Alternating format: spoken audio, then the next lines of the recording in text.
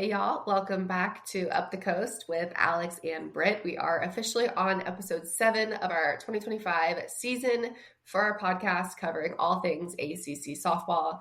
And Britt, we are a couple weeks now into conference play, trying to figure out what are we just now 2 weeks in for some teams, kind of some teams going on the cusp of like introing in to conference. But nonetheless, I feel like the ACC is sitting pretty right now.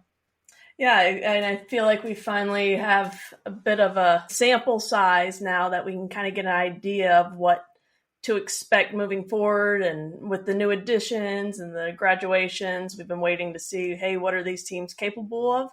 I don't know if we have a clear picture, but it's definitely coming into focus now. Yeah, for sure. And then just kind of like looking big picture too at the difference of conference play as opposed to like kind of that initial few weeks of season with all the tournaments and stuff. Like conference is so different because you're getting 3 game sets now against teams and really making those adjustments throughout the weekend and figuring out how can we beat the same team who we've scouted up and down, inside and out. You know, how can we beat them 3 times in a row or how can we win a series depending on who your opponent is. And so I think that's really how the mindset changes now going into these weekends of play. And that's what's going to be so important down the road. Yeah, I think the coaches are earning their paycheck now when you get into the ACC play, because we'll talk about it later, but these lineup cards and score sheets, they are long. There's a lot of substitutions, a lot of strategy going into it. And that's what you have to do when you're playing the same team 3 times. And it's a phrase I think gets overused, but the parity in softball, I think, is definitely there in the ACC. And we're seeing it with how the coaches are managing games, doing what they're paid to do. And they're definitely getting their money's worth now. Yeah, good stuff. Well, we've got 7 teams in the top 30 RPI this weekend, which again just talks about the strength of schedule that these teams are playing in and obviously the success that they're having. And we will break it down a little bit more. But before we do, a couple of ACC players of the week were named as well. We have co-players of the week for both pitching and all-around players. We have co-pitchers of the week with Emma Lemley and Alyssa Houston. Any thoughts or feelings about that? I will say that I think we jinxed this last week when we were, or at least I was complaining about not having a co-player of the week. And even though I hate co-player and pitcher of the week, I thought last week warranted one. So now we get 2 co-player and co-pitcher of the week this week, but both very deserving. Definitely. And then the co-players of the week were Jason E. Beecham and Michelle Chatfield. So really good stuff and good softball all around this past weekend. So some topics to cover today is who is proving to be the front runner in the ACC, who's going to be exceeding expectations, at least in our opinion, and then kind of who has us the most nervous. So let's get in first to who do we feel like might be the front runner and forerunner on in conference play as a whole?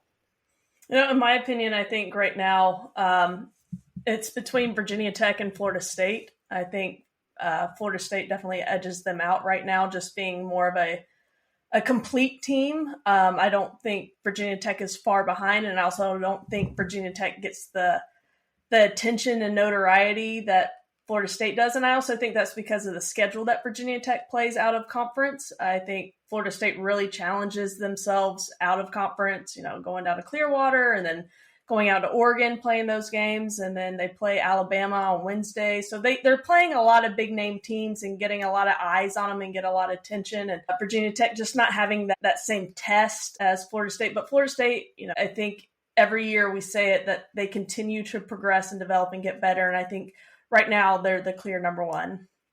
Yeah, for me.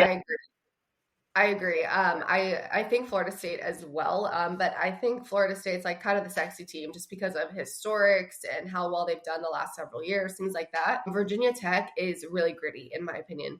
And they're the team that, again, finally, I feel like is winning the games that they're supposed to, but also playing really good softball and playing some really great opponents and walking away with victories on those games too. So definitely excited to see those teams continue on through the next couple of weeks. It will be a big weekend for Florida State, and we will get more into that with their opponents and stuff. But I'm excited to see kind of the head-to-head matchups that we keep seeing. Who do you think is exceeding expectations right now? You know, it was, to me, going into this weekend, it was between Georgia Tech and Cal. just because of what they lost last year and their potential and what they could do. So they played each other this past weekend. So my answer depended on who won that series, and it was Cal. They won that series, and Cal's 22-5. And after losing Randy Rolling and to Georgia and transferring there, then graduating Haley Archer in the circle, they really needed their offense and somebody to step up in the circle. And we see them use like 6 arms in 2 games, but then they have 10 players with at least 40 at-bats hitting over 300. So their offense has really stepped in, and just like we've seen with Stanford too. I mean, they're top 5 in the nation in batting average. So their offense is stepping up where that hole may have been in the circle. But I think Georgia Tech and Cal, to me, the expectation wasn't there because it was unknown. But for now, I think Cal is definitely exceeding the expectations for me. Well, I'm going to stay West Coast. I was going to say Stanford. And I just feel like, again, the talk of the town had been Niger Kennedy leaving. And who was this team going to be? Obviously, too, graduating some good talent, people transferring out, the whole 9. But just has really not missed a beat. It seems like, again, taking care of business the way that we feel like they should, having some pretty big marginal wins. And just the offense is rolling. And they're getting it done in the circle, too. So I think that's just a testament to strong leadership and strong veterans out there on the field. Getting the job done. So I feel like Stanford is exceeding my expectations because I do think that people had counted them out a little bit given some of what they'd lost. I think it's just... Yeah, and I think Alyssa Houston getting co-pitcher of the year is huge because we've noted in past episodes her struggles with control and command and her stepping up in a big way, and Kylie Chung in the circle too. So they're filling in a lot of question marks. And could you imagine their offense if Nyjah was there? Sometimes people just step up when they're needed, right? But yeah, I think everything happens. Stanford's doing a great job too. Yeah, everything happens for a reason. And Houston getting the Player of the Week honors was pretty significant as well. Continuing to pack a punch. It's like, hey, don't forget about us. We're still here. So good stuff. Dare we talk about the team that's kind of making us the most nervous right now? Yeah, we can get into it. Do you want to get into it now? Let's do it.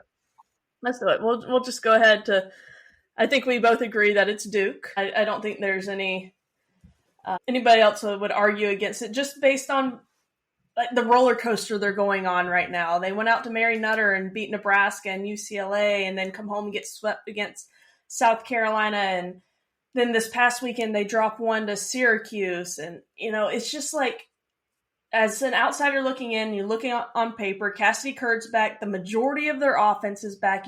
They were in the World Series last year. You're expecting so much from this team. And I just find myself like, what is it? What the talent's there? What is it? And, I was thinking earlier today, I'm like, so they lost Jayla, right? And then Kelly Torres behind the plate and Davidson in the outfield, but it's not just the numbers they lost. I feel like those were like the emotional leaders on the field, right? Jayla was very animated. Kelly behind the plate, very animated. Like if you needed somebody to look to, they could look to those players. And I feel like they're missing the glue. There's some kind of glue missing from them. Yeah, I agree. And just to tack on a little bit more about why they're making us nervous is I think, like you said, on paper, we see their potential. And when you're looking at a team's potential and what they should be doing, I don't feel like they're taking care of business the way in which their numbers and their past history has reflected that they should be. And again, not to say that they can't figure it out and that they won't figure it out. Of course, we hope that they do. But yeah, just kind of like teetering on that edge right now. So let's get into Florida State Pittsburgh. Obviously played last weekend. Florida State swept the series played in Tallahassee. I feel like we do agree that Florida State right now, for the first time, and I do feel like a while, just because it's hard to really put all the puzzle pieces together, is probably the most complete team that they've been in the last few seasons. Yeah, I agree. I think last year they struggled mightily in the circle, and a lot of that is attributed to injuries in youth. But I think they have a complete staff that they can go to, and they're pairing pitchers up with each other to give hitters different looks. They're hard to prepare for, and their offense, when it's on, it is electric from top to bottom. I thought the one thing that Florida State is lacking, I guess, is defensively. And I think you can see that how Coach is trying to combat that with her lineup card. I mean, in game 1 against Pitt, they had 17 players in the game. Game 2, 14. Game 3, 16. You had 3 different second basemen. You have a defensive specialist coming in at first base. Enfield switching off behind the plate. I mean, they're doing a lot on defense to try and make themselves a lot stronger there, which I think is going to pay off in the long run, because that may be their biggest weakness this year is, aside from that shortstop Torres, Issa Torres, she's a stud, and Beecham at third base. I think there's a couple holes there, but I think coach is working her magic like she does with the pitchers to kind of have a staff on defense as well. Yeah, are you saying that 17 players and 14 players and 16 players isn't normal? Like, I would hate to keep that scorebook. I mean, their lineup card's got to be the extended version, right? Colors everywhere. If you're like me and you're keeping like different like colors for substitutions, yeah, it just goes right out the window. But yeah, Florida State, I agree, doing a good job putting it together, and just everybody kind of serving a role too, which I think is one of the things that, like you said, we've seen so much in the circle, but hadn't really seen it, in different areas of the field. And I think it's happened in the past, like as a whole, like you have people coming in late in the games, of course, for defensive purposes and whatever else, but this is a legitimate, like, full team effort here. And whether it is like depth or whether it is just figuring it out, that's obviously a story to be told by Florida State, but I'm here for it. I like watching it. And as long as they're winning, I don't think we can really critique it. We're just kind of curious, I think, more than anything. I did see a fun little stat earlier too, and we talk about FSU being a complete team, and one of the best ones that we've seen from that program in several years. And they're one of 3 teams in the country to be ranked in the top 10 in both runs per game and earned run average. So again, doing it on the side of offense and doing it in the circle, taking care of the ball. So sitting top 10 in ERA and getting the job done there. And then again, putting up a lot of runs. I think they're averaging over 8 runs a game, and the ERA is, I think, just about 1.8 or so earned runs a game as well. Well, I think if you're scoring more runs than you're giving up, that's a good recipe for success. Yeah, that does breed some wins. But let's get into Virginia Tech at Louisville. Virginia Tech swept the series at Louisville. Do we say anything other than Emma Limley? I think we can, but let's talk about Emma Limley right now. I mean, her fourth no-hitter of the year, and it could have been another perfect game. There was a questionable full count call in the bottom of the top of the 6th inning where the umpire issued a walk, but aside from that, it was just 92 pitches. And I think that is the one thing that Emma Limley has really elevated her game this year, is her efficiency and going at the corners and hitting the corners. I think last year she gave up 53 walks and 120 innings pitched. This year, 18 walks and 82 innings pitched with 111 Ks. I mean, that's somebody that is going after the strike zone, that's not wasting any time and trusting their movement.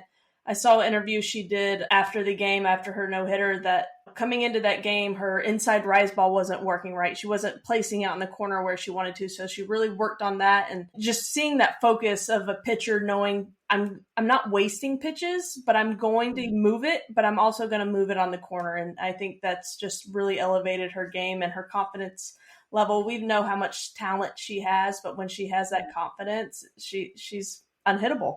Yeah, absolutely. Love the pun. But I think my favorite words, other than like just the pure dominance that she has that you use with her, is efficiency, because I agree. And that's something I talk about a lot on broadcast when we're calling games, is a pitcher's efficiency in the circle, because how good can I be and how quickly can I be that great in a game? And I think that's really where we see these teams excelling. And for Emma Limley, like doing some quick girl math here, girl softball math, like cutting her walks and free passes down by almost a half of the innings pitched, and the ratios there and stuff is everything. And so just a huge key to success. But of course, we can't just talk about her getting it done in the circle. We've got to acknowledge the offense and everything that they were able to do. They scored almost 30 runs across 3 games. They topped out at 27 runs. But of course, doing the Virginia Tech things, 10 home runs on the weekend, Britt. Yeah, and Michelle Chatfield, the co-player of the year. Here I go, trying to speak it into existence. Are you foreshadowing? Player of the week. She hit 636. She had 4 home runs in 3 games with 7 RBIs. Corey McMillan, 3 home runs. Kylie Aldridge, 2 home runs. And Rachel Castine added a home run to herself. So, I mean, this is a team that's known for the long ball, hit over 100 last season. They're going to swing it. I don't know if necessarily this year they live and die by it, which I appreciate, but when they're swinging it and they're going to put up a lot of runs really quickly. And if you've got Emma Limley in circle, that's a It's a recipe for success. But they also have other pitchers too. Sophie Kleiman got the 2-hit complete game in game 1. Emma Limley 4-hit complete game in game 2. Then Emma Mazzarone and Limley split game 3. So it's just not the Emma Limley show, even though that she's getting a lot of attention. I don't think she would be as good without the depth they have in the circle.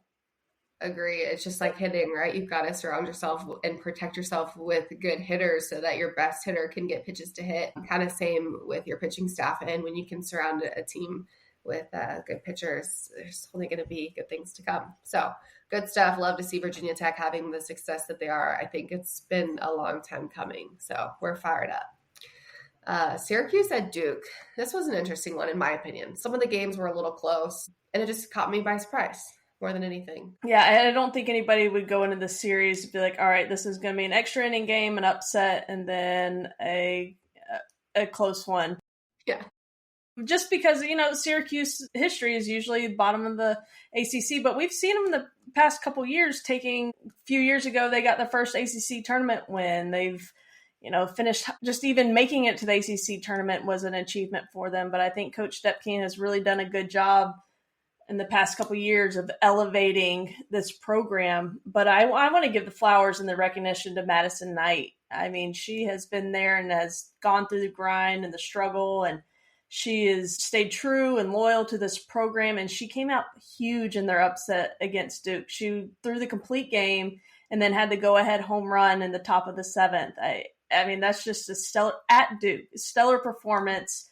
She was just lights out. She had 6 strikeouts without issuing a walk. And sometimes you just need that performance, especially when a team like Duke is still trying to figure it out. Syracuse isn't afraid of anybody. Mm-hmm. I think it's good stuff. And like you said, Coach Depking and what she's doing leadership-wise, I think is really surrounding herself with some quality coaches, and they're continuing to elevate their game. And I've spoken before about Cindy O'Hara and what she's doing as well, but somebody that came from that Syracuse program and continuing to elevate it to new heights is super exciting. To push Duke, who is obviously sitting at top of the ACC, to extra innings, to give them kind of that scrappy back and forth, to push game 3 to the really close one as well. Like, you're doing some things right, because that doesn't just happen overnight. But let's talk a little bit now about Duke. And again, we talked about how well they've been playing and how, again, like on paper, they should be, again, just, top tier, because they didn't lose outside of, to your point, obviously, ace pitcher, ace catcher, starting catcher, and then a really big bat as well with Claire Davidson. I mean, they're the same team though, right? In a lot of ways. And in some of their best ways, returning Amina Vega, returning Jada Baker in the infield, a lot of experience. And there's so much speed in the top of the order. There's speed in the bottom of the order. Like, they do a lot of things well. So what's going on? They are. On paper, they're a great team. And it's like all these expectations coming into the season, especially after last year's postseason run where Cass Curd was the hero. Jayla Wright would get the start, and then Cass Curd would come in and just shut them down, and they'd get that one hit, use their speed that they have. To me, we talked about it the other day. They just don't feel like they're all the way locked in. There were some base running mistakes against Syracuse. I'm like, what? What's happening? Like, that's just a lack of focus, in my opinion. It's hard to pinpoint right now. And I think it really reminds me, this is Cass Curd's sophomore season, of Emma Limley's sophomore season when Keely Rochard graduated, and now she's the number 1, and everybody's looking to her. It's like, what's wrong with Emma Limley? What's wrong with Cassie Curd? I don't think anything's wrong with them. I think that teams are just prepared. They don't have to prepare for anybody else right now, but Danny Drugmueller's been doing a good job picking up, getting some starts and, some wins along the way, doing a great job there. But that extra pressure as just a sophomore. She's an underclassman. She's a sophomore. But the one thing that I don't expect to see from this team is mental mistakes on the base paths. Things like that just, kind of point to something isn't keyed in. The focus just isn't right there. I don't know if it's because they were playing Syracuse this weekend or they just get hyped up for the big games or what it is. But they definitely, you said it earlier, Alex, they have the talent. They have all the keys they need for success. It's just, how are they going to focus it, and who's going to step up and be that emotional leader for this team? Mm-hmm. I agree. I think my head also goes to like depth of a team too, because like I know as a player, when I wasn't performing like knowing that I was in the clear and like I didn't really have anybody to come in and take my spot, like I was definitely a little bit more comfortable. And I do feel like as a player, you get away with those silly mistakes sometimes a little bit more than you do if somebody's on your ass and you're like, hey, if you mess up, I'm coming for your spot. And it's that healthy level of competition. But like that's really how you stay on your stuff, like you're not making those mental mistakes if you know that like at the drop of a hat your spot can be taken. Not saying that is or isn't happening there. I'm just saying as a player, knowing that we have a lot of depth, like you stay on your stuff a little bit more. You remember every play, every pitch is important if you want to be on that field. Correct. And I think that's true. The depth, I think depth may be a question mark too. That's a great point. Yeah, what do they say? Like I stay on my P's and Q's, like when, like your tail's on fire a little bit. So Yeah. I maybe Duke players and teammates and people on the bench need to start setting people's tails on fire a little bit and fire somebody up because I don't know. I don't want somebody taking my spot. So it's interesting. We'll see. But again, hoping and expecting. And that can't come from the coaches, right? Like no, the coaches can't fire you up as a team. They could give the best pregame speech, best post-game speech, the best practices, but that's got to come from inside your team. That's got to come from that circle. Somebody's got to be there as a team, and you can't rely on your coaches to do that because they have a great coaching staff and they're getting everything they can from them. That's got to be an individual effort. Period. So Clemson UNC, let's talk about your Tar Heels because I know you were on the cusp a little bit about like, okay, like what are they capable of? How's the potential? Because out of conference schedule wasn't too difficult. So thinking that maybe we'd get a little bit more information after we started ACC play, but I don't think you're getting that quite yet. Yeah. The one thing I learned from UNC, and we just talked about it, is the depth. I think they are lacking depth offensively. Their offensive numbers as a team are astronomical because they're carried from the top half of the lineup. That top half of the lineup is lights out. But the problem is when the top half of the lineup gets on, there's not many people behind them to get in. Let me see my notes. The bottom half of the lineup had one hit in 3 games, and that one hit was a pinch hit home run. Sorry, they had 2 hits. One was a pitch hit home run, and then Reyna stayed in the game, was the DP the next game, and got the second hit. So that bottom half of the lineup in 3 games got 2 hits. And I think that's where we're starting to see, all right, can that bottom half of the lineup produce?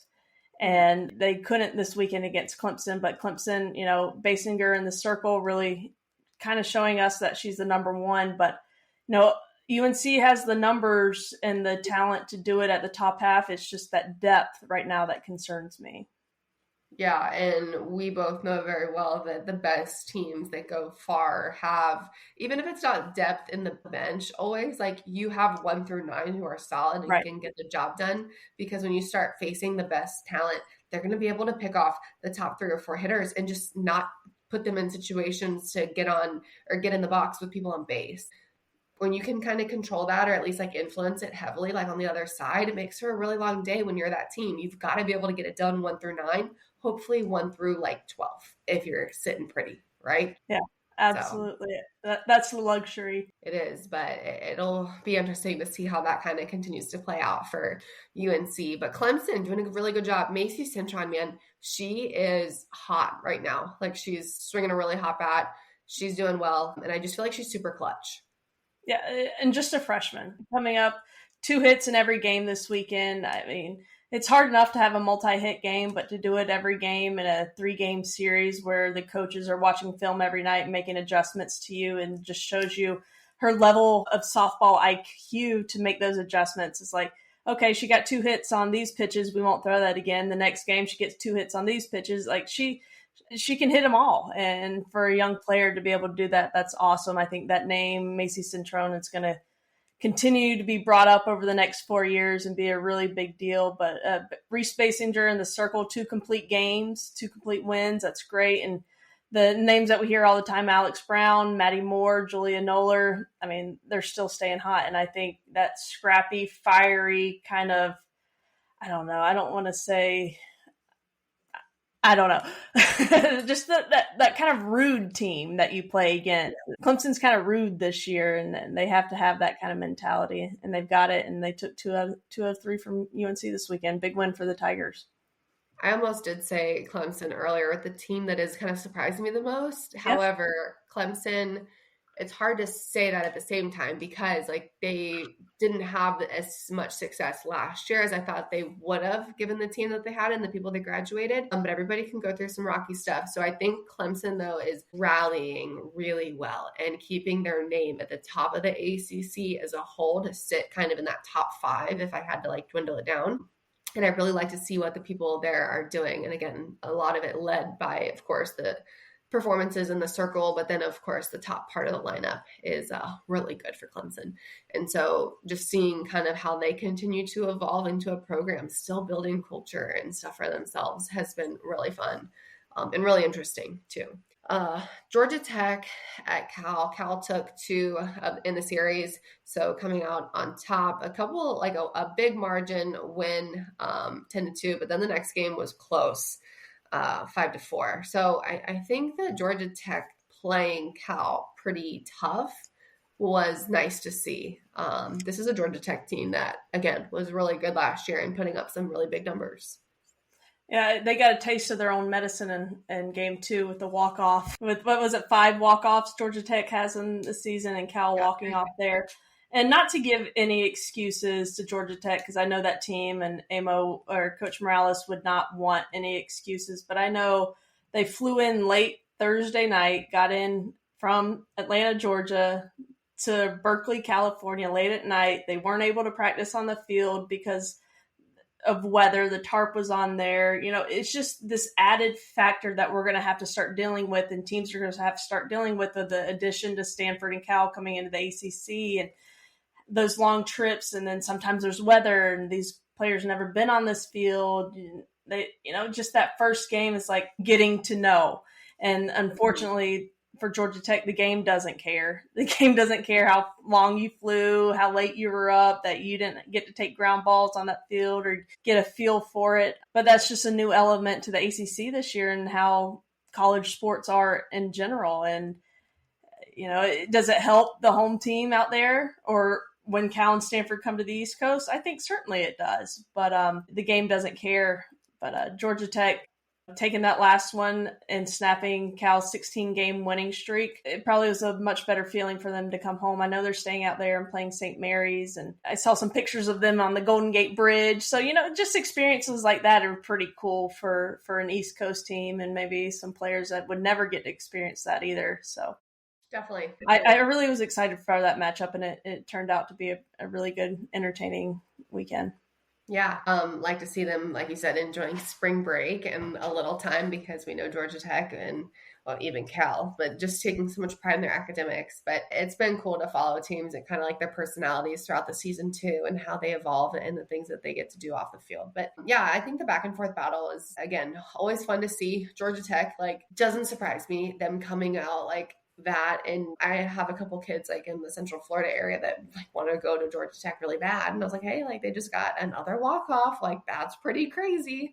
And like keeping it interesting and just really preparing themselves for those more postseason like games. And I think that's the thing that Georgia Tech is going to have in their favor is they're going to know how to win in the big moments because they've already been in a lot of pressure filled moments like that. And that's not something that you really get to have, much less like in one season, let alone a whole career where it's like really coming down to the nitty gritty like that. So I'm sure Coach Amo would like to have a little bit more of like comfort in leads and stuff going into the 7th inning, but nonetheless, she's making herself really tough. So shout out Coach. But yeah, and then Cal, again, just like a team that does continue to impress me. I definitely think they sometimes get overshadowed by Stanford, just kind of when we categorize like West Coast as a whole, you know, and what it means to the ACC.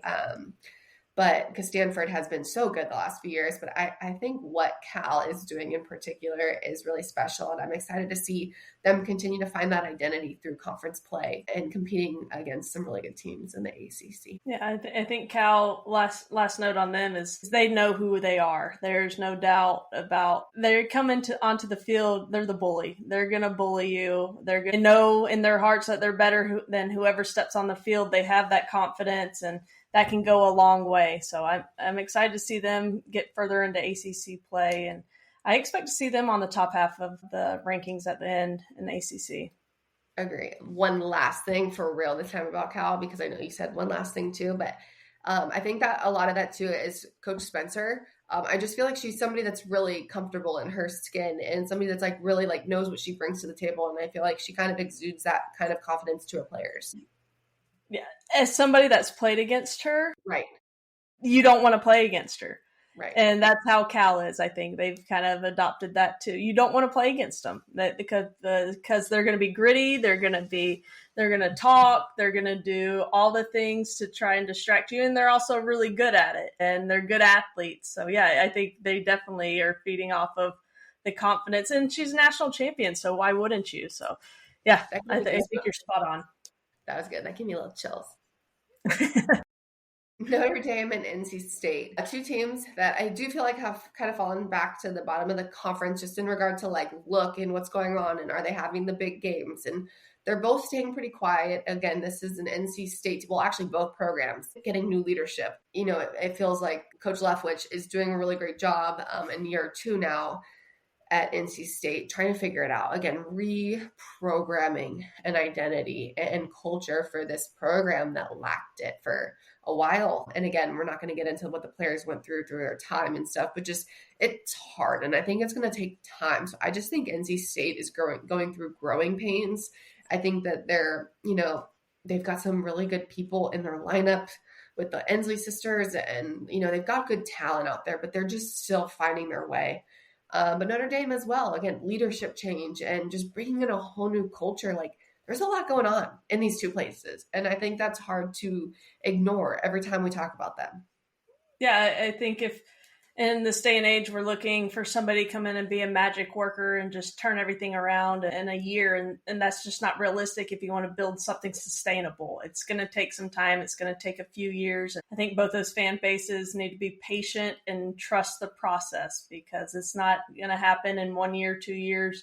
3 years, you'll probably see some growth. And if you want this thing to be sustainable over time, you're going to have to cut the fat, right? You're going to have to put the people in that identify with your culture, have the same vision as you. And that's the key to success, is having different opinions, but the same vision. And that takes time to find. And I think both these programs, that's their goal. And we can't expect to see that overnight, but it was a good battle with NC State taking 2 out of 3 in that last game, going into 8 innings. So both those teams are going through some growing pains, like you said, but give us some time. Give us some time. Yeah, patience, right? Patience is a virtue. Boston College at Virginia. So Virginia sweeps Boston College. And I think this is big for a lot of reasons, because this is a Boston College team that we see have a lot of potential too. We talk about being led in the circle by Eden Bigham and just how great she's been, but I do think that Virginia is just amazing. What Abby Dunning is doing in general, is just really incredible. And again, I feel like a complete team and continues to get better and better. You mentioned Eden Bigham, and she was the big name last year, really carried them in regionals at Tennessee against Miami of Ohio. This weekend, Savannah Henley, who's actually leading them in innings pitched, has really been kind of a focal point. Teams are not just preparing for Bigham. They've got Savannah Henley to prepare for, and she's dirty. She's got some really good stuff. And, the fact that they had to win a game on a walk-off for them to get that walk-off was really important. I think every game matters. Taking 2 out of 3 and winning the series, yeah, you won a series, but did you leave anything on the table? I think that's where the good teams and the great teams separate themselves. Is some teams, hey, we're happy we won the series, but the great teams, they want to take all 3. And I think it's really important, if you want to separate yourself, that you have that hunger, that fight, and that expectation is to win a series is to sweep a series, even though people will say you won it by winning 2 out of 3. So Virginia, hats off to you for gutting it out and get that extra inning win and sweeping the series, because you're going to need every game down the road. Well, and how lucky are you if you're Coach Joe to have a 1-2 punch like Savannah Henley and Eden Bigham? Because it's like, oh, this day I'm not going to choose Bigham. I'm going to go with Henley. And you're just comfortable. You're like, yeah, it doesn't really matter. Of course it matters, but just that level of comfort. And then for Boston College's, Abby Dunning was somebody that was so competitive as well, and having all these great successes and bringing a team back to life that we feel like had been a little bit dull for a couple of seasons. And just a pitcher is really make or break, in my opinion. I'm not going to sit here and say that the pitching is my most favorite position ever, right? Because I'll say it till the day I die. I'm a hitter at heart, but everything starts with pitching. You don't have a chance to win if you don't have a legit arm in the circle. And that's 3 really legit arms across these teams. But for Virginia to get it done with Bigham, with Henley, with, again, it doesn't really matter who. They're playing such good softball right now. And I love what they're doing out there in Cavalier land. So really good stuff. Yeah, and they've got the offense to back them up. Macy Eaton hitting a home run in each game, and they're scoring some runs too. And we're still hoping for Abby Dunning. Just threw a few innings this past weekend after throwing 3 last week at Cal. Still working back from that injury, and she is that spark for BC. So the sooner she can get 100%, the better for Boston College. Yeah. They can get there. Stanford this weekend, they went 3-0. They beat Cal Baptist and Nevada a couple of times. Alyssa Houston was phenomenal. You mentioned earlier that she got the co-pitcher of the week honors and just how great she was. And I think the biggest note that, Britt, you made mention of is Stanford is 15 home. And they're playing in a football stadium. So how cool is that? Legit. Obviously, you've seen those pictures and stuff. Like, so cool. Well, I know that their upcoming series in a couple of weeks against Cal, they're trying to set the most attendance for a softball game at their football stadium. The record's held by, Devon Stadium now at Oklahoma City Hall of Fame Stadium. But they have the seating capacity to break that record, and they're promoting that so against Cal. So anybody in Northern California, get out there, go to that series, go ahead and plan now. You've got your heads up. Should we take a flight? Meet you there. Don't tempt me. I need to look at the dates. Okay. Well, we can talk about it. All right. Okay. I just got excited. More goosebumps, more chill bumps. Coming up this weekend. All right. You go first, and then I'll piggyback. Stanford, Notre Dame. Who you got? I'm going to go, even though they're playing at Notre Dame, Stanford flying cross country, I'm going to go sweep by Stanford. Sweep by Stanford. All right. Sweep is pretty bold. I'm going to go Stanford. I'm going to go 2-1, though. Okay. A little more safe. Yeah, oof. I'm sorry, but Notre Dame is a hard place to play. I don't know about you, girl. Yeah. It's cold and it's a hard field. All right. Louisville at UNC. What do you got? This is going to be an interesting matchup. I'm going to go UNC takes 2. Okay. From Louisville at home. That's what I got too. All right. We agree. Am I just playing it safe? Is that what I'm doing? I don't know. That's fair. You're playing it smart. You're good. All right. Okay. This one will be good. Florida State midweek at Bama and then on the road at Duke. First of all, holy hell. What a week. You gotta love the scheduling. I'm gonna say they beat Bama at home. At Alabama, sorry. Alabama. I'm going to say I'm going to say Florida State takes 2 of 3 at Duke. I am. So they're going to go 3-1 on the week. Okay. I got the exact same, but I'm going to go a little more detail. I'm going to go Florida State Duke split the first 2 games. I'm going to go Florida State takes game 3. Okay. I think that's fair. Game 2 is always weird, and then game 3 is just like always a close one. Yeah. Okay. Clemson at Syracuse. I'm gonna say Clemson takes 2 of 3. Okay. I think Madison Knight's gonna have a stellar performance in one of those games, and Clemson's not gonna find the answer for her. Yeah, I agree. I just think it's so hard to beat a team 3 times, and maybe that's just where I'm at. Like, sweeping is just few and far between, in my opinion. So I got the same. Clemson 2-1. Cal at Virginia. This one's getting exciting. This is the one that I have starred because this is going to be very, very interesting. And I think the only reason I'm going to give Virginia the 2-1 advantage is because they're playing at home. Mm-hmm. Okay, fair. Why? Like, any particular reason as to why, or do you just think comfort? I think the travel for Cal, I think coming over to the East Coast, playing on a field they've never played before, where Virginia is comfortable and they're confident right now, even though Cal is playing lights out. and playing really good softball. I think that's going to be my crutch that I'm going to lean on, I guess. I'm going to go with the cross-country flight. It's going to hinder Cal in that first game. They may come back in that second game, but I think then Virginia is going to win at least 2 out of 3.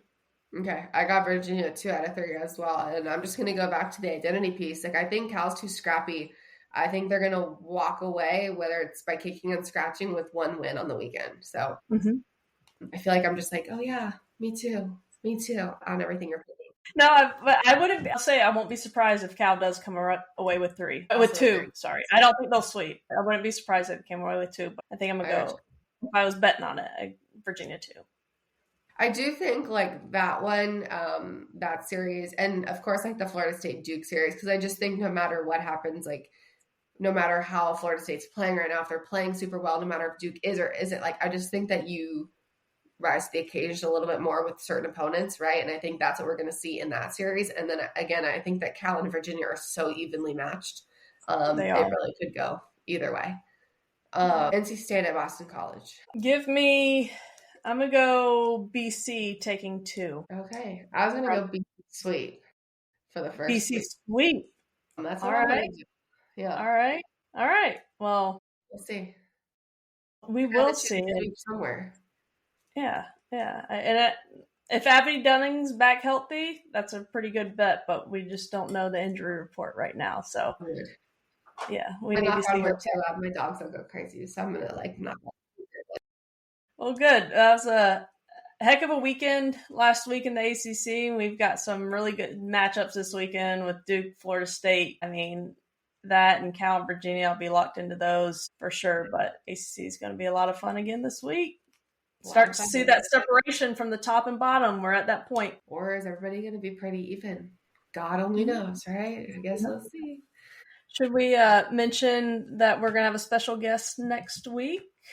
Yeah, you want to drop it a little bit, or? Yeah, I'm not going to name names yet, but we do have a confirmed special guest next week. A coach in the ACC will be joining us and give us an inside look into their program and have a lot of fun doing it. So you won't want to miss that one. And also make sure you subscribe so you don't miss it. Leave us all your good messages, details, comments, whatever you got, and tell us what you want to know. So thanks for listening, and until next time.